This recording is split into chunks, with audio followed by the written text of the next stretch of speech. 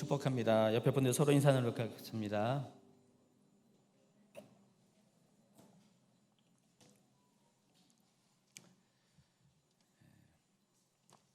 오늘 말씀은 디모데 전서 2장 1절 2절 말씀입니다. 한번 같이 읽도록 하겠습니다. 그러므로 내가 첫째로 권하노니 모든 사람을 위하여 간구와 기도와 도구와 감사를 하되 임금들과 높은 지에 있는 모든 사람을 위하여 하라. 이는 우리가 모든 경건과 단정함으로 고요하고 평안한 생활을 하려 함이라. 아멘. 지난 목요일 우리 대한민국 수도 서울을 대표하는 박원순 시장이 자살로 생을 마감했습니다. 사람마다 이 사건을 바라보는 관점이 다르기 때문에 의견도 서로 다를 것입니다. 그렇지만 한 사람이 죽었다는 것은 우리 모두를 숙연하게 하는 건 사실입니다. 저는 개인적으로 목회자의 관점에서 보면은 이분이 그동안 어쨌든 간에 다른 건 몰라도 동성애 측면에서만 봐더라도 하나님을 대적하는 일들을 지속적으로 해왔습니다. 그러다 보니까 목회자로서 좀 안타까운 마음이 많이 있습니다. 이분의 죽음에 대해서. 어떤 지난 금요일부터 시행되는 이 교회 모임에 대해서 지금 정부가 나름대로 고민하고 또 여러 이렇게 데이터와 또 좋은 그 전문가들의 조언도 많이 참조했겠지만은 그래도 많은 사람들이 보기에 또 전문가들도 보기에는 좀 형평성과 공정성을 잃어버린 그런 결정들을 많이 했습니다. 그런데 그 일의 결정권자가 정세균 국무총리였습니다. 이분은 들린 바에 의하면은 뭐 어느 교회 안수 집사님이시라는 말도 있고 뭐 장로님이라는 말도 있습니다. 어쨌든 이분도 교회 공동체에 소속된 분이지만은 오히려 반대로 교회 예배를 막아서는 정말 이렇게 물론 다 그런 건 아니겠지만은 적어도 우리 크리스찬들에게는 원망 드릴 만한 그런 결정을 했습니다. 좀 지난 한 주간은 여러 가지로 복잡했습니다. 그러면서 이번 큐티 본문을 중에 한 곳이 디모데전서 2장 1절부터 7절까지의 말씀이 지난 한 주간을 겪으면서 다시 한번 떠오르게 됐습니다. 그래서 그 말씀을 가지고 설교를 준비하고자 했어요. 근데 아시다시피 저는 한번 준비하면 길어지잖아요. 그래서 다는 못 다루고 여러분 본문에는 7절까지 나왔지만은 오늘 시간에는 1절과 2절만 다루어 드리도록 하겠습니다. 자, 여기 1절에 보니까 첫째라는 단어가 시작됩니다. 그러므로 내가 첫째로 권하노니. 근데 이 첫째라는 단어가 시간적인 우선순위를 의한 첫째가 아니에요. 시간적으로 첫 번째로 해야 될 것 이런 뜻이 아니라 중요도의 면에서 첫째라는 뜻입니다. 그래서 가장 중요한 것이 무엇이냐? 한번 읽어볼까요? 모든 사람을 위하여 간구와 기도와 도구와 감사를 하되 임금들과 높은 지에 있는 모든 사람을 위하여 하라 그랬습니다. 그러니까 바울이 지금 디모데에게 쓴 편지를 통해서 당시 디모데가 목회해 있는 에베소 교회 성도들에게 지금 이렇게 예배 가운데 해야 될 것들을 지금 알려주고 있는 장면이거든요. 그때 가장 우선적으로 가장 중요하게 해야 될 것이 모든 사람을 위해서 기도를 하라는 것입니다. 여기는 4가지의 기도를 방식을 소개했죠. 자세한 거는 지난 수요일날 강의를 들으시면 되고요. 모든 사람을 위해서 기도하되 특별히 임금들과 높은 지위에 있는 사람들 위해서 기도할 것을 조언을 했습니다. 그렇다면 왜 바울이 위정자들을 위해서 기도할 것을 이렇게 당부했는지에 대해서 그 이유에 대해서 알아볼 필요가 있습니다. 오늘 제목이 뭐예요? 위정자들을 위해 기도해야 할 이유입니다. 먼저 알아야 될 것은 이 사도 바울이 이 편지를 기록할 때 편지 수신자인 이 디모데는 에베소 교회를 담임하고 있었습니다. 당시 에베소는 소아시아 전체에서 가장 큰 도시였고 당연히 또 그 안에 있는 이 에베소 교회도 그 지역 가운데 가장 큰 교회였습니다. 이 에베소라는 도시는 도시 자체가 굉장히 화려했습니다. 그리고 문화적으로 많이 개방되어 있어요. 그렇기 때문에 각종 이단과 세속주의 영향으로 인해서 영적으로 보면은 이 에베소 교회가 굉장히 어렵고 힘든 상황 가운데 있었습니다. 그래서 이제 디모데에게 편지를 써 보내면서 디모데전서 1장에는요. 교회를 혼란스럽게 하는 잘못된 교훈들에 대해서 디모데가 목회자로서 어떻게 대처하고 또 성도들을 어떻게 바르게 교훈시키는가에 대한 조언과 권면이 실려져 있습니다. 그리고 오늘 본문이 있는 디모데전서 2장에는요. 공중 예배 때 성도들이 각각 역할을 따라서 무엇을 해야 되고 또 어떤 것을 주의할지에 대해서 조언을 담고 있습니다. 근데 그 중에서 가장 우선적으로 가장 중요하게 사도 바울이 강조한 게 뭐라고요? 모든 사람을 위해서 기도하라는 것입니다. 특히 임금들과 높은 지위에 있는 모든 사람을 위해서 기도하라는 것이 바로 바울의 가장 중요한 권면이라는 것입니다. 여러분, 한국 교회 전통 중에 한 가지 좋은 전통이 있었죠. 꼭 공중 예배 시에 나라와 민족 또 교회를 위해서 기도하는 것을 빼먹지 않았습니다. 나라와 민족을 위해 기도할 때 또 위정자들을 위한 기도를 빼먹지 않았습니다. 그런데 언젠가부터 이러한 전통이 많이 느슨해진 것이 사실입니다. 당장 주임제교회조차도 좀 그런 것 같아요. 옛날 앞서 믿음의 선배들의 했던 방식으로 그러지 않아요. 지금 우리 주임제교회도 생각해 보니까 몇 가지 이유가 있어요. 그러니까 예배의 흐름 가운데 그런 기도가 적절한 위치를 차지하기가 참 애매한 그런 경향도 있고요. 또 제 입장에서는 그동안 기도를 할 때 많은 매너리즘이 있습니다. 또 마음을 실로서 하는 기도가 돼야 되는데 그렇지 못하고 형식적으로 기도하는 것들이 있어요. 그래서 그런 것들을 의도는 아니지만은 자연스럽게 안 하게 되면서 이런 기도가 이렇게 자주 이렇게 강단에서 하지 않게 된 경향도 있습니다. 또 한 가지는 중보기도팀과 같은 소그룹에서 나라와 민족을 위해서 또 위정자들을 위해서 기도를 많이 해요. 그래서 이 부분에 대한 그 기도의 의미를 또 그런 소그룹에게 또 맡기려는 그런 까닭도 있던 것 같습니다. 그러다 보니까 여러 가지 이유로 인해서 공중예배 때 자연스럽게 그런 기도가 많이 드려지지 못한 것이 사실입니다. 그런데 최근에 여러 가지 일어나는 그 안 좋은 일들과 아까 소개한 그런 일들, 그리고 오늘 말씀을 통해서 왜 공중예배에서 위정자들을 위해서 기도해야 되는지에 한 의미를 다시 한번 생각해 보는 계기가 되었습니다. 두 가지 이유를 여러분에게 소개하겠습니다. 첫 번째, 오늘 말씀 그대로 하나님을 평화롭게 예배하는 삶을 살기 위해서입니다. 한번 다시 이 말씀을 쉬운 성경으로 오늘 본문 말씀을 읽도록 하겠습니다. 첫째로, 모든 사람을 위해 간구하며 기도하십시오. 다른 사람을 위해 중보와 기도하는 것을 잊지 말고 감사하는 마음을 가지십시오. 또한 왕과 높은 위치에 있는 모든 사람을 위해 기도함으로써 우리는 하나님을 예배하고 경외하며 조용하고 평화롭게 살 수 있습니다. 당장 이번 정부의 예배 제한 명령이 이것을 증명합니다. 이번 상황에서 이 정부 정책을 결정하는 최고 결정권자가 정세균 국무총리라고 했어요. 말씀드렸듯이 이분도 교회 구성원의 일원이었습니다. 근데 그럼에도 불구하고 교회에 대해서 좀 편파적이고 공정하지 못한 결정을 내렸습니다. 특히 교회 예배 환경에 대해서 충분한 이해 없이 다분히 행정 편의적인 발상에 의해서 여러 사람을 납득시키지 못한 결정을 했습니다. 생각해 보세요. 아까 우리가 오늘 상황이라서 그런지 몰라도 평소보다 더 뜨겁게 우리가 예배한 것 같죠. 그렇죠? 더 열심히 기도한 거고요.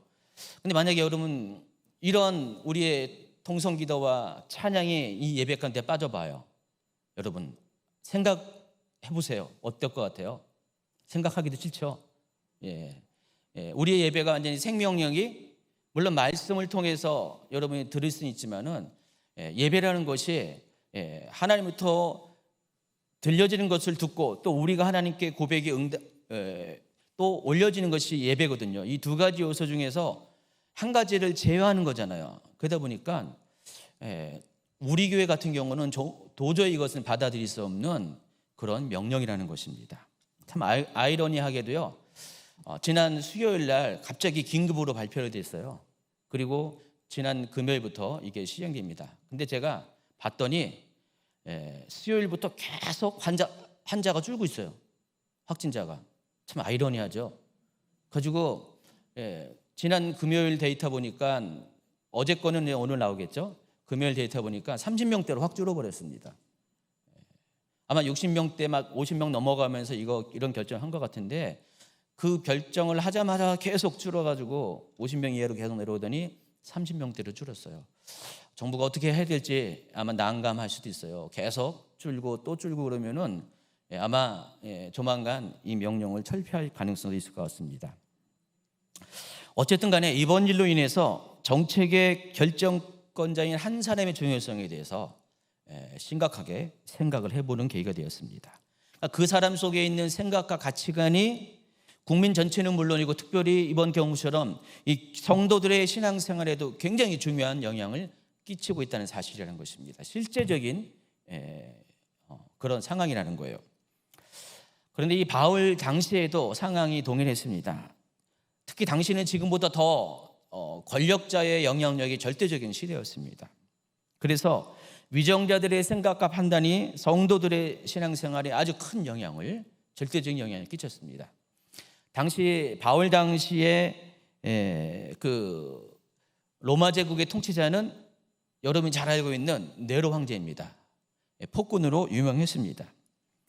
네로는 기독교에 대해서 굉장히 적대적인 인물이었어요. 특히 AD 64년 7월에 있었던 로마 대화재 사건 이후에 네로는 이 모든 책임을 기독교인들에게 덮어 씌웠습니다. 그래서 기독교인을 희생양 삼아서 그 정치적 위기에서 벗어나려 했습니다. 그때 많은 기독교인들이 잡혀가서 고문당하고 또 순교를 하는 그런 일이 발생했습니다. 이것을 가리켜서 제1차 기독교 대박해라고 부릅니다. 이후에 250년 동안 기독교가 공인되기 전까지 10번에 걸쳐서 큰 박해들이 일어났고요. 그때마다 이 기독교 박해를 주도한 사람들이 누구냐? 바로 황제였어요. 로마 제국의 황제였다는 것입니다. 자, 그런데 사도 바울은 그러한 상황 가운데 기독교 공동체를 박해하는 위정자들을 위해서 기도할 것을 조언을 하고 있습니다. 어찌 보면은 기도하기보다는 분노해야 될 대상들이에요. 어떻게 보면은 원망하고 저주해야 될 대상들인데 바울은 오히려 자신과 성도들을 박해하는 왕과 높은 지위에 있는 사람들을 위해서 기도할 것을 권면하고 있습니다. 그래서 여러분 이 점에 여러분을 주목하셔야 됩니다. 사도 바울은 왜 그들을 위해서 기도하라고 명령했을까? 예수님 말씀처럼 원수를 내 몸과 같이 사랑하라는 그 명령을 지키기 위해서 기도할 것을 조언한 걸까요?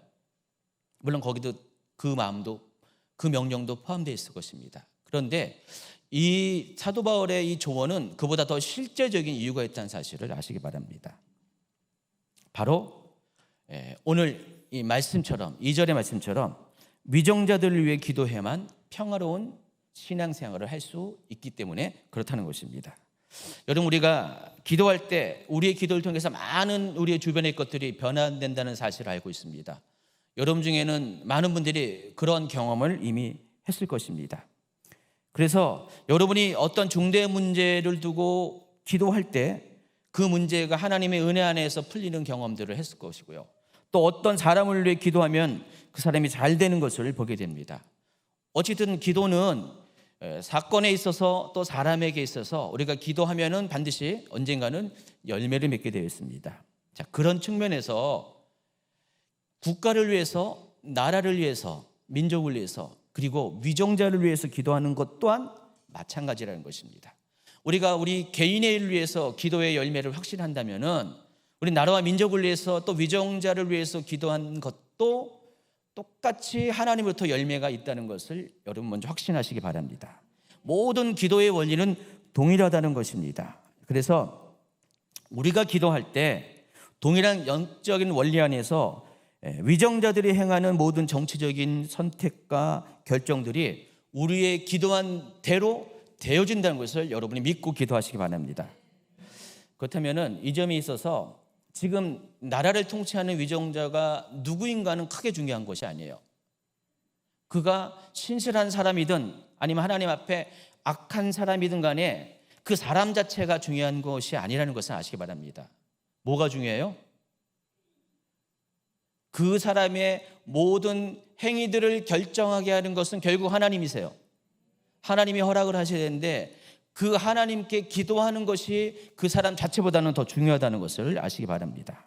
그래서 우리는 때로 이런 경우예요. 아무리 선한 사람이라 할지라도 우리가 기도하지 않으면은 하나님 보시기에 악한 결정을 할 수가 있어요. 근데 반대로 악한 사람일지라도 우리가 기도할 때 의외로 선한 결정을 할 수가 있다는 것입니다. 그만큼 우리의 기도, 공동체의 기도의 영향력은 그 당사자 개인보다 더 큰 영향력을 발휘하고 있다는 것을 여러분이 아시기 바랍니다. 지금도 하나님 뜻에 대적하는 위정자들이 많이 있지만은 예전에도 그런 사람 참 많았어요. 가령 여러분 군사 독재 시절을 우리가 오랜 시간 동안 통과했습니다. 그때의 위정자들은 독재적인 위정자들은요 자기가 마치 왕이 된 것처럼 국가를 운영함에 있어서 전횡을 많이 휘둘렀습니다. 그래서 그것을 반대하는 사람들을 많이 힘들게 하고 감옥에 갇히게 하고 핍박하고 박해하는 일들을 많이 했습니다. 그로 인해서 국민적으로 많은 암울한 시기를 보냈어요. 그런데요, 그 당시에 성도들이 어떻게 했을까요? 물론 비난하고 반대하는 성도들도 당연히 있죠. 근데 그럼에도 불구하고 그때 당시의 성도들, 제가 기억하는 바로는 그때 당시의 성도들은요 정말 나라와 민족을 위해서 위정자들을 위해서 기도하는 것들을 늘 멈추지 않고 했다는 사실을 아시기 바랍니다. 지금보다 훨씬 성도들이 적었어요. 지금보다 훨씬 영향력이 적었어요. 근데 그럼에도 불구하고 그들이 기도할 때 결과적으로 대한민국은 그 위기 속에 여기까지 왔다는 것입니다. 하나님께서 대한민국을 번영케 하고요 또 교회들을 부흥케 했다는 것입니다. 근데 그 모든 배경 가운데 어떤 것이 있었어요? 성도들의 기도가 있었다는 것을 아시기 바랍니다. 그런데 그때 비교하면은 요즘 성도들은 더 그때보다 많은 기도를 해요. 또 고차원적인 기도를 많이 합니다. 다양한 기도를 해요. 자신과 가정을 위해서 기도하고 또 교회와 열방을 위해서 기도하여 또 국가와 위정자를 위해서도 기도하긴 해요. 그런데 그 비중이 과거보다 현저히 낮은 것이 사실이라는 것을 아시기 바랍니다. 그렇기 때문에 싫어하는 어느 특정한 위정자를 비판하는 것보다는요 과거 믿음의 선배들이 그러했고 또 오늘 성경의 말씀이 제시하는 것처럼 그들을 위해서 역으로 기도하는 것이 오히려 지금의 위기 상황을 더 빨리 벗어나게 하는 지름길이라는 것을 아시기 바랍니다. 오늘 그런 의미에서 사도 바울은 우리가 위정자를 위해서 왕과 높은 지위를 위에 있는 이들을 위해서 기도할 것을 당부하는 것입니다. 실제적으로 우리가 이렇게 기도할 때 우리의 신앙생활이 평안 가운데 할 수 있기 때문에 이 모든 환경을 만들어가는 그들을 위해서 중보할 것을 당부하고 있습니다. 자, 공중예배에서 왜 위정자들을 위해서 기도하는 두 번째, 지금 말씀한 것보다 더 중요한 이유가 있습니다. 자, 이것을 영적 전쟁의 차원에서 이해해야 되기 때문입니다. 여러분이 꼭 기억해야 될 것, 아셔야 될 한 가지가 있습니다. 여러분, 하나님께서 사람을 통해 일하시고 계시다는 것을 아시죠? 자, 그런데 악한 영 또한 사람을 통해 자신의 일을 행하고 있다는 것을 아십니까? 그건 별로 생각 안 할 거예요. 그렇죠? 하나님이 사람을 통해 일하시는 것처럼 똑같이 악한 영도 마귀도 사탄도 자신의 일을 사람을 통해서 행하려 한다는 사실을 꼭 기억하시기 바랍니다. 이게 영적인 원리예요. 그래서 우리가 이런 원리를 안다면은 어떤 잘못된 일, 악한 일이 벌어질 때는 사건 자체보다는 무엇을 주목해야 되냐면은 사람을 주목해야 한다는 것입니다. 궁극적으로는 그 사람 뒤에서 역사하는 영적 실체에 대해서 여러분이 알아야 한다는 것입니다. 여러분, 에베소서 6장 12절을 보면은 이 디모데전서와 거의 같은 시기에, 비슷한 시기에 쓰여진 이 에베소서 6장 12절을 한번 읽어보면은, 또 쉬운 번역으로 읽어보면은 여러분이 싸워야 할 영적 전투의 대상이 누구인지를 분명히 우리가 구분할 수가 있습니다. 한번 같이 읽어볼까요? 우리의 싸움은 이 땅의 사람들에 대항하여 싸우는 것이 아니라 이 세상의 어두운 세력들과 공중의 권세 잡은 악한 영들에 대항하여 싸우는 것입니다. 여기 분명히 말씀하고 있습니다. 우리의 싸움의 대상이 이 땅의 사람들이 아니라는 것입니다. 근데 여러분은 어때요? 지금 이 땅의 사람들과 지금 싸우고 있잖아요. 그렇죠? 피터하고 싸우고 있잖아요. 열변을 통해서 싸우고 있습니다. 우리의 싸움의 대상은 후반부에는 이 세상의 어두운 세력들과 공중의 권세 잡은 악한 영들에 대항하는 싸움이라고 했습니다. 이것이 우리의 싸움의 실체라는 것입니다. 그러니까 우리가 지금 겪고 있는 모든 악한 일의 실체가 이 세상 사람들과의 싸움이 아니라 그 사람들을 붙들고 그 사람들을 통해서 일하고 있는 첫 번째 이 세상의 어두운 세력들, 두 번째 공중의 권세 잡은 악한 영들과의 싸움이라는 것입니다. 그렇다면은 이 12절 후반부에 얘기한 이 두 종류의 영적 실체가 무엇인지에 대해서 여러분이 알아볼 필요가 있습니다. 첫 번째, 이 세상의 어두운 세력들입니다. 여기에서 이 세상은 바로 물질 세계, 우리가 살아가는 현 세상을 의미하는 단어입니다. 그렇다면은 이 영적인 세계와 이것은 대비되는 개념이에요. 악한 영은 영적인 세계에 존재해요. 근데 그럼에도 불구하고 이 세상에도 영향을 끼치고 있다는 것입니다. 그렇지만 이 물질 세계에 지배하는 악한 영은 조금 뒤에 소개하는 이 공중 권세를 잡은 악한 영에 비해서는 상대적으로 영적 권위가 낮은 존재들입니다. 자, 개역개정에서는 이 세상의 어두운 세력들을 조금 더 세분해서 구분해서 설명을 합니다. 오늘 이제 안 읽었죠? 지금 읽겠습니다. 개역개정으로 6장 12절을 에베소 6장 12절을 다시 한번 읽겠습니다. 우리의 씨름은 혈과 육에 대한 것이 아니요 정사와 권세와 이 어두움의 세상 주관자들과 하늘에 있는 악한 영들에 대함이라 그랬습니다. 여기서 이제 문자적으로 이 정사와 권세는 통치자, 권력자를 가리키는 단어입니다. 그런데 실제로는 이 세상의 통치자들과 권력자들의 뒤에 백그라운드에서 활동하는 존재들을 말합니다. 그러니까 그들로 하여금 악한 일들을 하도록 조종하고 영향 끼치는 영적 실체들을 의미한다는 것입니다. 그래서 여기서 정사와 권세가 의미하는 것은 주로 정치 권력에 영향을 끼치는 악한 영을 말한 것입니다. 우리가 주목해야 될 영적 존재의 실체라는 것입니다. 그리고 두 번째로 이 세상의 어두움의 주관자들은요, 어두운 세력들로 하여금 어두운 일을 하게 하는 영적 존재들을 가리키는데 보통 우리가 이것을 귀신이라고 부릅니다. 여러분, 마귀와 귀신은 달라요. 마귀는 단수고요, 귀신은 복수입니다. 마귀는요, 루시퍼가 타락해서 생겨난 그런 존재고요. 또 이 귀신은요, 그 루시퍼를 따르는 천사들이 타락되었을 때 귀신이 되었습니다. 그래서 이 귀신은 사탄이 부리는 악한 영이에요. 귀신들이 하는 역할이 뭐죠? 사람의 마음속에 들어와서 악한 생각을 품게 하고요, 또 악한 행동을 하게 조종하는 역할을 합니다. 또 어떤 특정한 장소와 지역에 털을 잡고 권세를 행사하거나 어떤 특정한 가문과 공동체 중에 악한 영향을 끼치게 하는 것이 귀신의, 디몬의 역할이라는 것입니다. 그래서 일반적으로 한 개인으로부터 시작해서 이 가문과 공동체, 그리고 지역과 나라와 민족으로 확대될수록 이 악한 영의 권세는 점점점 강해지고 세진다는 것을 여러분이 아시기 바랍니다. 그래서 우리가 첫 번째로 해야 될 영적 싸움의 실체, 그 대상은 바로 이 세상의 영역에 영향을 끼치는 악한 영들과의 싸움이라는 것을 먼저 아시기 바랍니다. 이 두 번째가 공중의 권세 잡은 영인데, 이 공중의 권세 잡은 영이 바로 사탄, 루시퍼를 가리킵니다. 에베소서 2장 2절을 한번 읽도록 하겠습니다.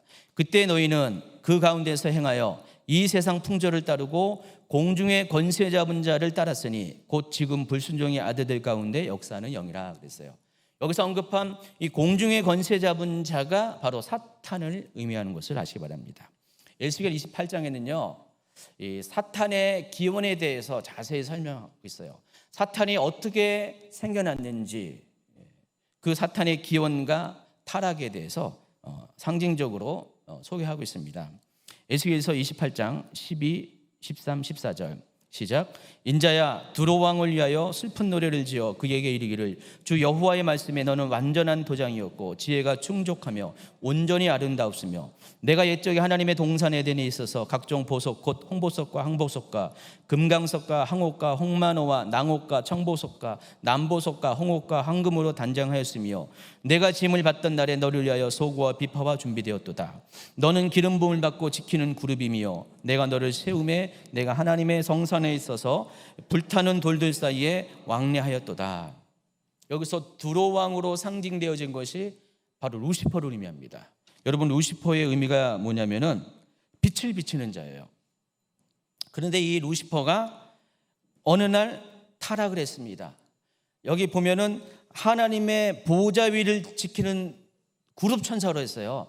그러니까 이 하늘 나라에는, 하나님 나라에는 천사가 있는데 천사도 지위가 다 다릅니다. 근데 가장 높은 지위에 있는 천사였어요, 이 루시퍼는요.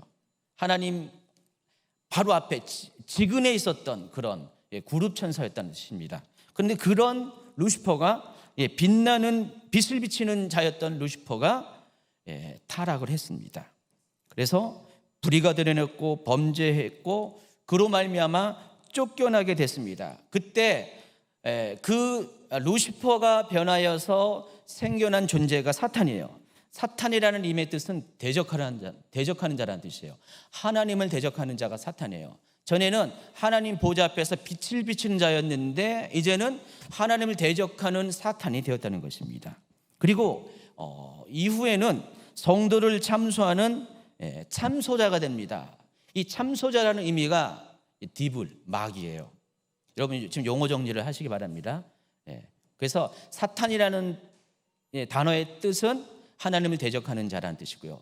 이 디블이라는, 마귀라는 뜻은 참소자라는 뜻입니다. 그래서 이 마귀는 하나님 그 전에서 전을 왔다 갔다 하면서 성도들을 참소하는 일을 지금까지 하고 있습니다. 여러분 그 예가 욥기서에 잘 나와 있죠. 욥기서에서 사탄이 욥을 어떻게 하나님 앞에 참소했는지. 계시록 12장 10절을 보면 또 이런 말씀이 있습니다. 내가 또 들으니 하늘에 큰 음성이 있어 이르되 이제 우리 하나님의 구원과 능력과 나라와 또 그의 그리스도의 권세가 나타났으니 우리 형제들을 참소하던 자 곧 우리 하나님 앞에서 밤낮 찬소하던 자가 쫓겨났다 그랬습니다. 이거는 미래적인 이야기를 다루고 있습니다. 지금 사탄은요 원래는 어디에 있었어요? 그림에 보시면은요, 그림 보여주세요. 저 셋째 하늘에 있었습니다. 이 셋째 하늘은 하나님의 왕국이 있는 그런 곳이었습니다. 그러니까 유대인들은 이 하늘이 세 종류의 하늘이 있다고 믿고 있어요. 고린도후서 12장에 보면은 삼층천에 관한 이야기가 언급되어 있는데, 그래서 세 번째 하늘이 하나님이 거하는 처소예요. 그리고 첫 번째 하늘이 지금 우리가 보고 있는 이 하늘이라는 것입니다. 그리고 중간에 둘째 하늘이 있어요.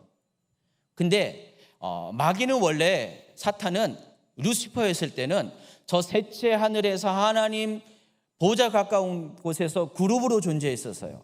빛을 비치는 자로 존재했었어요. 영광스러운 자로 존재했었어요. 그런데 그가 교만이 또 있었고 불의가 드러나면서 하나님을 대적해서 사탄이 되어서 쫓겨났는데 어디로 쫓겨났냐? 바로 이 둘째 하늘로 쫓겨났다는 것입니다. 그게 바로 공중이에요. 공중의 권세를 잡아서 이 첫째 하늘과 셋째 하늘 중간에서 하나님과 우리 사이의 교통을 방해하는 역할을 하고 있습니다.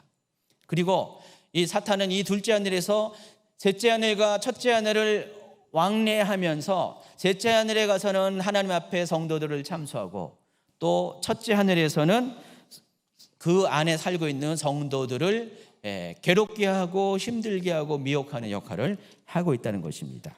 자, 누가복음 10장 18절에 보면은요, 예수님께서 이 땅에 오셔서 공생애를 본격적으로 시작할 때 사탄도 둘째 하늘의 영역에서 첫째 하늘의 영역으로 떨어지는 것을 예수님께서 보았다 그랬어요. 예수께서 이르시되 사탄이 하늘로부터 번개같이 떨어진 것을 내가 보았다 그랬어요. 그러니까 둘째 하늘에서 사탄이 지금 본격적으로 내려와서 그때부터 하나님의 나라와 예수님을 통한 하나님의 나라가, 예수님을 통한 하나님의 나라가 이 땅에 도래했잖아요. 그 하나님의 나라와 이 사탄의 나라가 본격적인 전쟁이 치르게 됩니다. 바로 그 영적 전쟁이 그때부터 본격적으로 시작되었다는 것입니다. 그러나 사탄은 결국 마지막 때가 되면 하늘의 전쟁에서 패해서 그 둘째 하늘에서 마저도 쫓겨 내려오게 됩니다. 그 이야기가 계시록 12장 7절, 8절, 9절 이렇게 나와 있습니다. 하늘의 전쟁이 있으니 미가엘과 그의 사자들이 용과 더불어 싸울세. 용과 그의 사자들도 싸우나 이기지 못하여 다시 하늘에서 그들이 있을 곳을 얻지 못한지라. 큰 용이 내쫓기니 옛뱀 곧 마귀라고도 하고 사탄이라고도 하며 온 천하를 깨는 자라. 그가 땅으로 내쫓기니 그의 사자들도 그와 함께 내쫓기니라 그랬어요. 그래서 지금 현재는 사탄이, 마귀가 둘째 하늘에서 여전히 공중 권세 잡은 자로서 첫째 하늘과 셋째 하늘을 왔다 갔다 하면서 영향력을 끼치고 있어요.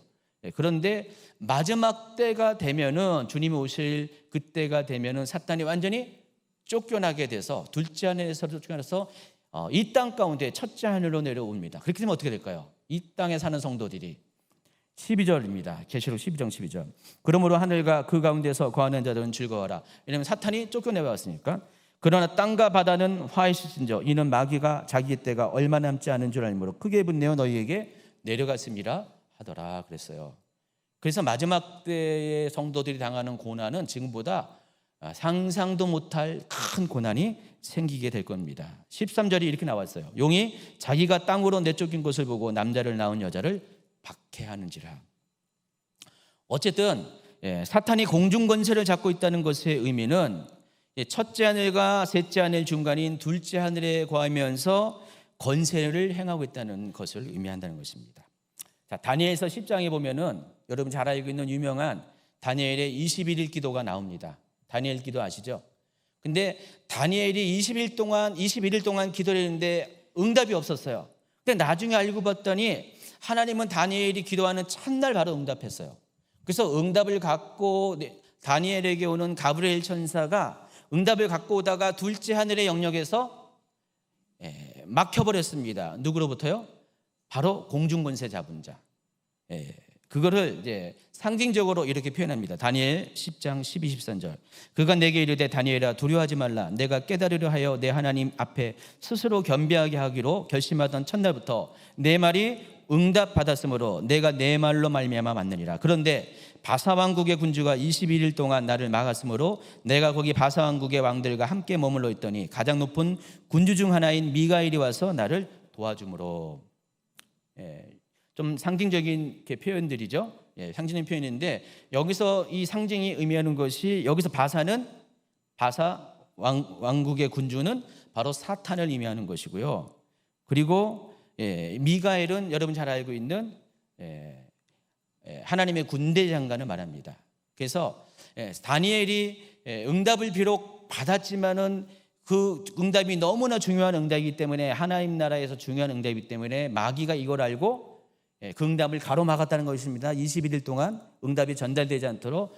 그러자 하나님께서 천사 미가엘을 보내서, 군대 장관을 보내서 그 사탄을 물리치고 그 응답을 가지고 다니엘에게 도달하게 했다. 그 얘기를 하고 있다는 것입니다. 그러니까 때로 우리가 기도가 응답되지 않는 것은 응답되지 않은 것이 아니라, 우리 기도는 이미 하늘에서 응답을 했는데 우리의 기도를 막아서는 악한 영의 그런 이와 같은 방해가 있다는 것을 아시기 바랍니다.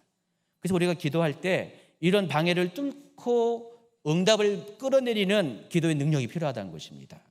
한 사람보다는 두 사람보다는 공동체가 더 강력하게 하나님의 뜻을 가지고 기도할 때 하늘을 뚫고 올라가는 그 기도의 능력이 결국은 다시 응답을 끌어내는 역사를 발휘하게 된다는 것을 아시기 바랍니다.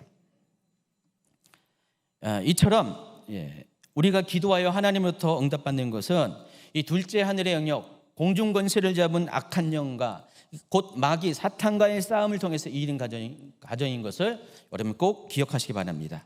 이것이 바로 영적 세계와 영적 싸움의 실체입니다. 그렇다면은 여러분이 그와 같은 영적 원리 안에서 악한 영이 악한 왕과 위정자들을 이용해서 악한 일을 꾸미지 못하도록 그것을 막아서는 중보기도를 해야 한다는 것입니다. 이런 이유 때문에 바울이 바로 왕과 높은 지위에 있는 자들을 위해서 성도들이 기도할 것을 조언한 것입니다. 다시 말해서 위정자들을 통해 역사하고자 하는 악한 영들이 그들을 이 세상에 있는 왕과 높은 지위에 있는 자들을 도구 삼아서 교회와 성도들을 박해하지 않도록 선제적인 의미에서 그와 같은 중보기도를 하라는 것입니다. 그러니까 그들이 그렇게 박해할 때도 기도하거니와 그들이 박해하기 이전에 먼저 선제적으로 그 왕과 높은 지위에 있는 자들이 악한 영에게 쓰임받아서 성도들을 박해하지 않도록 먼저 중보기도할 것을 명하고 있는 것이에요. 그렇게 되면은 우리의 예배가 평안할 수 있다는 것이 사도 바울의 주장이라는 것입니다. 그래서 우리가 이것이 영적 전쟁에 있어서 승리함에 있어서 매우 중요한 점을 우리에게 알려준다는 것입니다. 이번에 이제 자살한 이 박원순 시장은 서울시에 최초로 동성애를 행사를 허용한 시장입니다. 서울시가 허용을 하면서 다른 시도에서 또 우후죽순으로 이게 계속해서 확장되었습니다. 그래서 지금은 그런 동성애 축제를 안 하는 도시가 오히려 더 작아지는 그런 큰 도시 중에서 그런 형세가 됐습니다. 그러니까 당연히 웬만큼의 규모가 갖춘 도시들은 다 동성애 축제를 해야 된다는 그런 인식들이 많이 깔리고 있어요. 근데 그 문을 활짝 열어준 사람이 누구라고요? 박원순 시장이라는 것입니다. 그래서 다른 건 몰라도 이분은 하나님 앞에서 하나님이 가장 싫어하는 가증한 일을 하는데 동조한 그런 악한 일을 한 사람이라는 것은 부인할 수가 없다는 것입니다. 그래서 기독교는 물론이고 많은 사람들이 그와 같은 행보에 대해서 비판을 했잖아요. 또 어떤 분들은 SNS를 통해서 막 욕설도 하고 조롱도 하고 많이 했습니다. 근데 여러분, 제가 말씀드리고 싶은 것은 그 모든 일에 대한 심판은 하나님한테 맡기세요. 여러분이 해야 될 것은 두 가지를 해야 됩니다. 첫째는 그와 같은 일이 일어나지 않도록 아까 말씀드린 것은 선제적인 중보기도를 먼저 해야 되고요. 두 번째가 누군가 이 박원순 시장과 같이 누군가 그런 일에 쓰임받지 않도록 그런 일을 행할 수 있는 위치에 있는 사람들을 위해서 먼저 중보기도 하라는 것입니다. 그런 의미에서 여러분, 미워는 했지 비판은 했지 정말 그분을 위해서 그렇게 중보기도 했나요? 그분의 영혼을 위해서, 그분이 정말 그런 일을 하지 않도록 하기 위해서, 물론 하시긴 하셨지만 정말 전심으로 했나 한번 돌이켜 보시기 바랍니다. 솔직히 첫 번째 경우 악한 일이 일어나지 않도록 미리 막아서는 중보기도는 우리가 많이 해왔어요. 그리고 실제적으로 그것을 실행에 옮기는 행동도 많이 했잖아요. 과거처럼 우리 기독교인들이 바빠진 때가 없어요. 지금처럼 과거에 비해서 굉장히 바쁩니다. 하루가 멀다 하고 카톡방에 그냥 막 저도 올리고 최현영 목사님도 올리고 누구도 올리고 막 올리잖아요. 어디 뭐 청원에 참여해 주세요. 어디 뭐 반대 의견 내주세요. 또 어디 집회에 참석해 주세요. 그런 거 상당히 많습니다. 날이 갈수록 이런 것들이 계속 빈번하게 자주 이런 것들을 해야 될 일들이 많아지겠습니다. 또 우리는 적극적으로 그 일을 하고 있습니다. 아마 시간이 가면 갈수록 이런 일들이 더 많아졌어요. 이것이 의미하는 것은 이 시대가 과거에 비해서 하나님 앞에 많이 악해졌다는 사실입니다. 또 그것을 막아서고자 하는 성도들의 노력도 과거보다 훨씬 더 많아졌다는 것을 의미합니다. 그런데 두 번째 경우에 대해서는 우리가 많이 부족했다는 것이에요. 그동안 사람에 대해서 비난은 많이 했지만 그 사람을 위해서 중보하는 일은 상대적으로 첫 번째보다는 상대적으로 굉장히 적었다는 사실을 아시기 바랍니다. 그래서 영적 전쟁의 전략적인 측면에서 보면은 한쪽은 잘했지만 한쪽은 다소 부실했던 것이 사실입니다. 그런데 이 사탄은 우리가 부실했던 그것을 통해서 역사했다는 것이에요. 우리가 정면에서 막아섰던 그것을 사탄도 알기 때문에 피해요.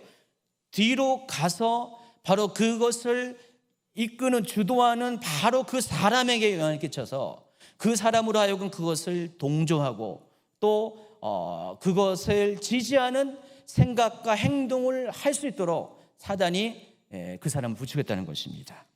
그러므로 우리가 이제부터는 전략적인 수정을 해야 됩니다. 중보 기도에 있어서 이제는 전략적으로 대폭적인 수정을 해야 됩니다. 어떤 악한 일 자체 기도하는 것은 물론 유지하지만은 그보다 더 중요한 것이 악한 일에 쓰임받을 수 있는 왕과 높은 지에 있는 자들을 위해서 더 적극적으로 중보 기도해야 됩니다. 그래서 여러분 이제부터는요 이것을 적극적으로 기도해야 돼요. 그러니까 공중 예배, 지금 사도 바울은 공중 예배에서 이런 기도를 하라는 것입니다. 그러니까 공중 예배에서 실명은 말할 수 없지만은 하나님 누구누구를 예수님으로 축복합니다. 이 누구누구가 이 한국을 치리하는 이 누구누구가 또 여러 그런 위정자들이 정말 하나님을 두려워하는 그런 마음을 갖게 해주십시오. 하나님을 두려워해서 그들이 행하고 있는 모든 이 악법들이 하나님 앞에 가증한 것임을 깨닫게 해주시옵소서. 아무리 지지자들이 어떻게 그들을 이렇게 압력을 한다 할지라도 하나님을 두려워하는 마음을 주어서 감히 그 일을 섣불리 시작하지 않도록 하나님 그들의 행하는 일들을 막아주십시오. 그런 기도를 해야 된다는 것입니다. 실명을 놓고 그들 뒤에서 일하는 역사하는 악한 영을 꾸짖으면서 그런 기도를 해야 됩니다. 더 좋은 것은 그분이 하나님을 알고 하나님을 경외하는 사람으로 변화시켜달라는 그런 더 적극적인 기도도 해야 된다는 것입니다. 꾸준히 해야 돼요. 중보팀만 하는 것이 아니라 개인만 하는 것이 아니라 이제부터는 앞으로 공적 예배에서도 이 기도를 꾸준히 해야 돼요. 왜냐하면 오늘 보니까 말씀을 보니까 그렇게 하라고 지금 명령하고 있어요. 단순하게 우리가 평안한 생활을 위한 그런 차원이 아니라 이거는 영적 전쟁이라는 배경이 여기 깔려 있기 때문에 우리는 이제 깨달았으니까 그렇게 기도해야 된다는 것입니다. 여러분 한 가지 더 아셔야 될 것은요. 우리가 사람을 비난하잖아요. 우리가 사람을 비난하면 비난할수록 악한 영에게 힘을 실어주는 것을 아셔야 돼요. 악한 영은 그 비난을 통해서 더 몸집이 부릅니다. 여러분 사람이 비난을 받으면은요. 비난이 두려워서 멈추는 사람도 있지만은 그보다는 더 마음에 속이 상하고 분노가 있으니까 자신의 하는 일이 더 정당성을 부여하면서 더 악한 쪽으로 가게 되는 경향도 많이 있습니다. 그래서 여러분 이 비난이 최선이 아니에요. 그러니까 좀 이성적으로 생각할 필요가 있다는 것입니다. 악한 사건에 대해서는 비난하셔도 돼요. 비판하셔도 돼요. 그 사건 자체는 비판하지만은 악한 사람에 대해서는 오히려 주의 궁유를 구하는 기도, 또 그 사람이 변화받기를 위한 기도, 그 사람이 정말 하나님의 뜻을 따르면서 사단이 조종하는 일들을 단호히 거부할 수 있도록 변화시키는 기도를 해야 한다는 것입니다. 최근 정의당에서 또다시 차별금지법을 발의했습니다. 또 어제 소식은 뭐예요? 민주당에서 또 청주에 있는 모 국회의원이 발의하려고 준비를 하고 있습니다. 본회의원 소식에 의하면은 기록평 교수님의 소식에 의하면은 민주당이 발의하면은 상황이 또 달라진다는 것입니다.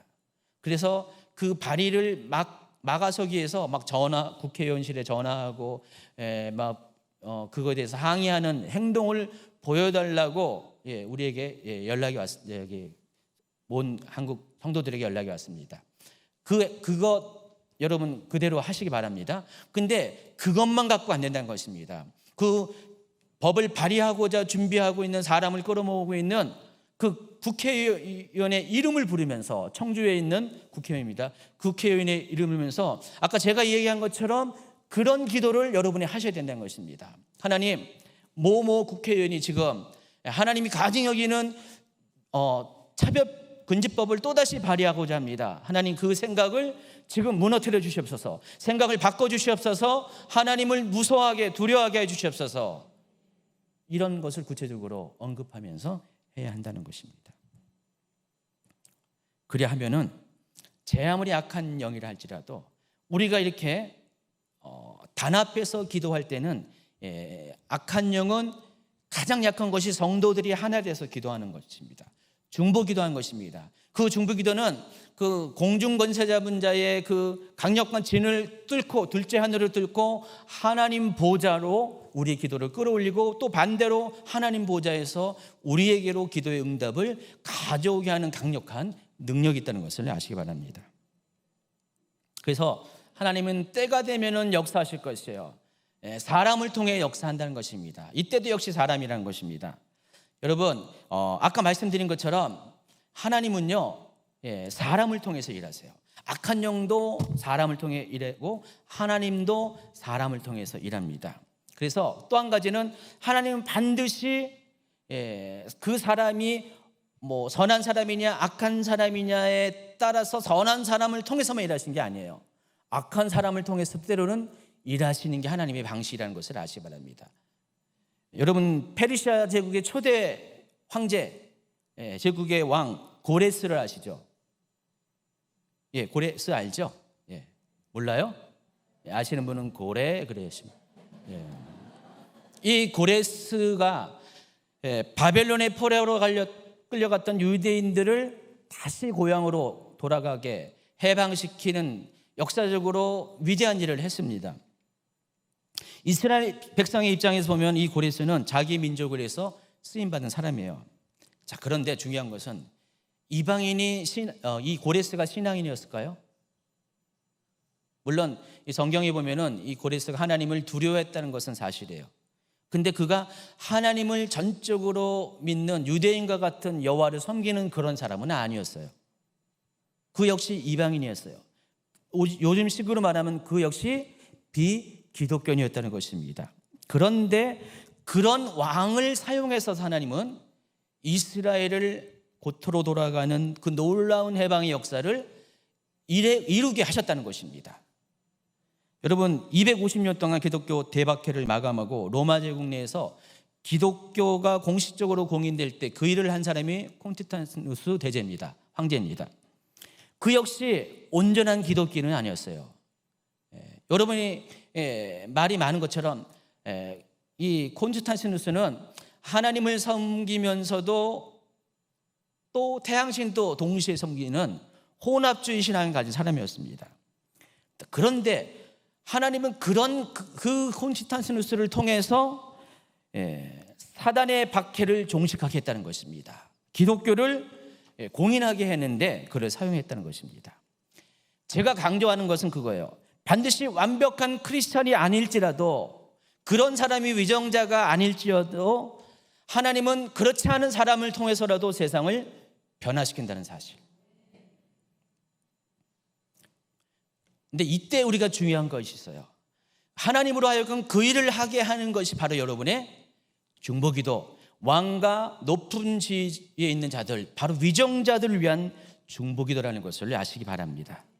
그래서 하나님은 여러분이 기도할 때, 위정자들을 위해서 기도할 때, 왕과 높은 지위에 있는 자들을 기도할 때 그들을 통해서 역사하고자 하는 정사와 권세와 어둠의 세상 주관자들, 또 공중 권세를 잡는 하늘의 악한 영들을 역사하지 못하도록 막아 쓰신다는 것입니다.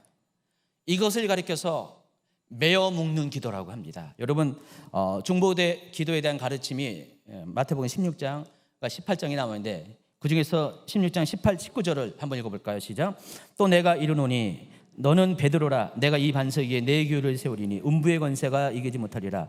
내가 천국 열쇠를 내게 주리니 내가 땅에서 무엇이든지 매면 하늘에서도 매일 것이요 땅에서도 무엇이든 풀면 하늘에서도 풀리리라 하시고, 뒤에 보면은 두세 사람이 하면서 이름으로 모인, 제가 구절을 빼먹었네요. 더 중요한 구절을. 하나님께서 그들의 기도를 들으시고 이 땅에서 우리가 중보기도로 매면은 하늘에서도 매게 하실 거고, 우리가 이 땅에서 중보기도로 풀면 하늘에서도 풀어주실 것을 약속을 하셨다는 것입니다. 그래서 여러분이 기도하잖아요. 두세 사람이 예수님의 이름으로 기도를 하면은 이 악한 권세의 활동이 묶이게 됩니다. 매이게 돼요. 아무리 그 악한 사람이 일을 한다 할지라도 그 악한 사람은 악한 영의 도움이 없으면 할 수가 없어요. 영적 실체인 악한 영이 또 이 세상의 그런 권세자들이, 정세와 권세 잡은 자들이 일을 하게 하지 않으면 일을 할 수가 없습니다. 그래서 우리가 사람을 묶는 게 아니라 그 뒤에서 일하는 영적인 권세들을 묶어버리면은요, 사람도 악한 자도 일할 수가 없다는 사실을 아시기 바랍니다. 반대입니다. 하나님께서 하나님의 영을 보내서 위정자들을 감동시켜서 악한 영에게 포로잡힌 자들을 포로됨에서 자유케 했잖아요. 눈몸에서 보게 했고요, 압제해서 해방시켰던 그런 일들을 하나님께서 행하셨어요. 그래서 우리가 또 이런 식으로 기도하면은 땅에서 풀면은 하늘에서 풀리는 역사가 이 땅 가운데서도 동일하게 같은 방식으로 일어나게 된다는 것입니다. 그동안 우리 중에 다수는요, 하나님을 대적하는 이 인본주의적 세상 정부에 대해서 극단적인 반감을 가져왔어요. 또 반대로 지금 시대가 마지막을 향해 가고 있기 때문에 이러한 흐름은 어쩔 수 없는 것이다 라고 숙명적인 생각을 가진 분도 있었습니다. 놓아버렸다는 것입니다. 어차피 세상은 마지막 때야. 다 이 일은 마지막 때에 있을 것이라고 예언된 거기 때문에 우리가 할 거 없어, 그냥 받아들일 수밖에 없어 라고 생각하는 사람도 있었다는 것입니다.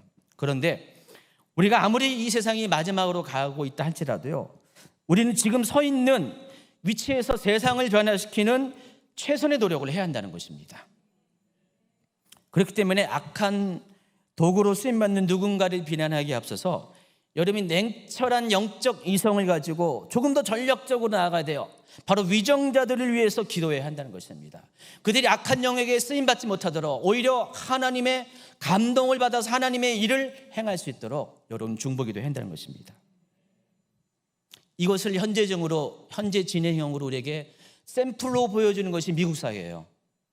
미국은 오바마가 이 8년 동안 대통령으로 있었을 때 정말 기독교가 초토화될 정도로 많은 악법들이 생겨났고 동성애가 합헌으로 되었고요, 또 하나님을 믿는 것들이 사회적으로 제한되고 차단되고 그것이 위법으로 되는 그런 일들이 막 말도 안 되는 상황들이 벌어졌습니다.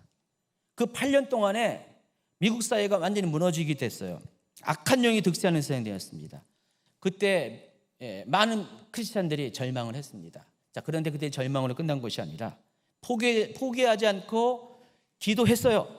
바로 어떤 것에 초점을 맞춰서요? 미정자들을 위해서 기도했어요.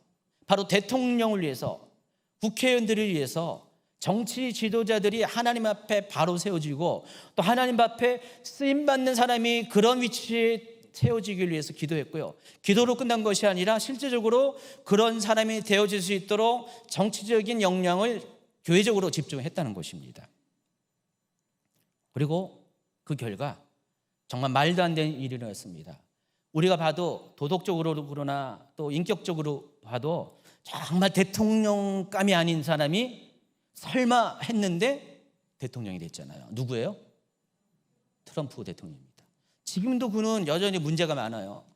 그렇죠? 여전히 그 문제에 의해서 비난을 받고 있습니다.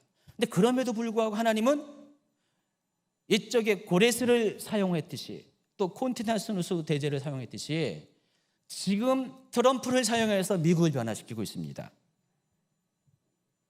저는 개인적으로는요, 트럼프 대통령보다 펜스 부통령이 미국의 대통령이 됐으면 얼마나 나이스했을까. 하나님 앞에서도 경건한 사람이고 세상에서도 도덕적으로 정말 이렇게 흠이 없는 그런 사람이잖아요. 이왕이면 그런 사람이 대통령이 됐으면 참 좋은데 하나님의 방식은 우리의 방식과는 다른 것 같습니다. 어쨌든 하나님은 그 트럼프 대통령을 미국의 대통령으로 세워서 미국의 시계를 다시 과거로 돌리고 있습니다. 오바마가 8년 동안 이렇게 만들어냈던 모든 역사를 다시 되돌려서 그가 만든 하나님을 대적하는 악법들을 철폐시키고 미국으로 하여금 하나님을 경외하는 나라로 다시 만들어가고 있습니다. 이게 현재 진행형이라는 것입니다. 그렇다면 우리 또한 그와 같은 모델을 기대할 수가 있다는 사실을 아시기 바랍니다. 우리가 지금 많이 당혹스러운 일들이 많이 벌어지고 있어요. 도저히 이거는 용납할 수 없는 일들이 앞으로 더 벌어질 수도 있다는 것입니다. 그렇다면 여러분이 해야 될 것은 행동도 해야 돼요. 이런 일을 막아서는 행동도 해야 돼요. 또 이런 일을 행하는 사람들에 대해서 지금까지 비난과 비판을 많이 했어요. 그런데 그보다는 더 근원적인 영적 실체를 여러분이 오늘 깨달았으면은요, 오히려 영적 전쟁의 방식으로 오히려 반대 정신으로 그들을 위해서 기도하고 중보해서 그들의 영혼을 불쌍히 여겨달라고 하나님께 궁유를 구하는 기도를 하고, 그들이 악한 영에게 쓰임받는 것이 아니라 오히려 하나님의 영에 쓰임받을 수 있도록 하나님께서 그들을 강력하게 붙잡아 달라는 그런 기도를 해야 한다는 것입니다. 말씀드린 것처럼 비난은 오히려 악한 세력에게 먹이를 주는 것입니다. 더 먹이고 살찌우게 하고 더 악한 일을 하게 합니다.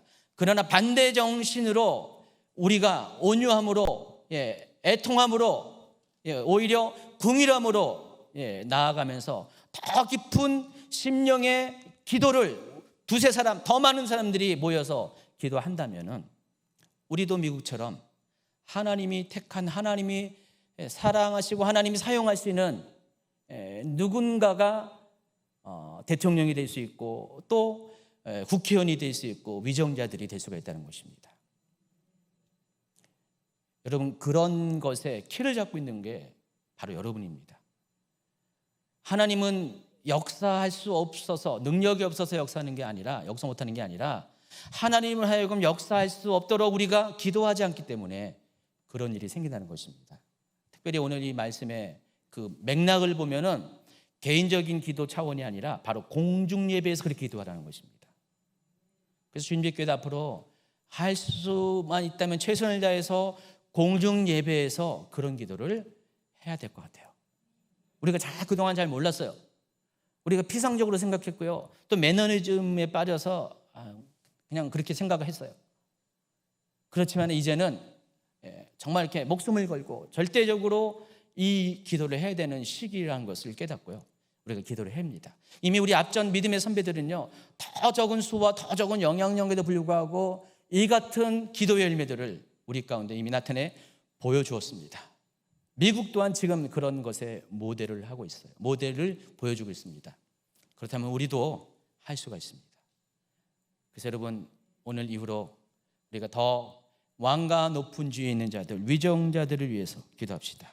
그래서 그들이 절대로 악한 영에게 쓰임받지 않도록 오히려 하나님에게 쓰임받을 수 있는, 하나님 나라의 선한 도구로 쓰임받을 수 있도록 그들을 위해서 기도하는 저와 여러분 되기를 예수님으로 축원합니다.